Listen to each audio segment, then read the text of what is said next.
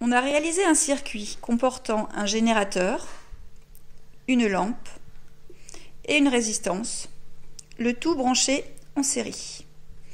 On allume le générateur et on voit que la lampe s'éclaire peu.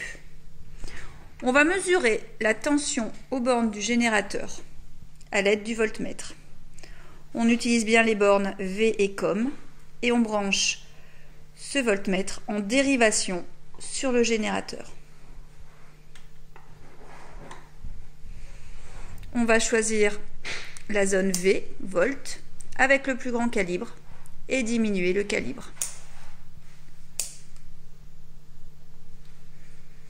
On mesure 4,50 volts aux bornes du générateur. Nous allons maintenant mesurer la tension aux bornes de la lampe. On place donc le voltmètre en dérivation aux bornes de la lampe. Et l'on peut constater une tension de 2,78 volts.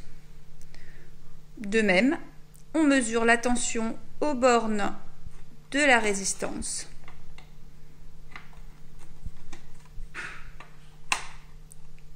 Et nous pouvons observer la tension de 1,63 volts aux bornes de la résistance. Nous allons étudier la loi des intensités dans un circuit en série. Pour ça, nous avons branché en série un générateur, une lampe et une résistance.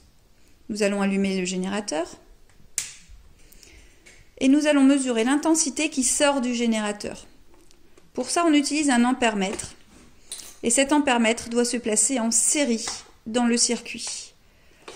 Nous avons pris soin d'utiliser les bornes 10 ampères et COM et donc nous choisissons le calibre 10 ampères.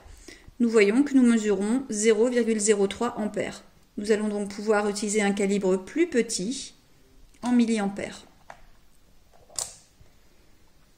et diminuer ce calibre pour avoir une mesure plus adaptée.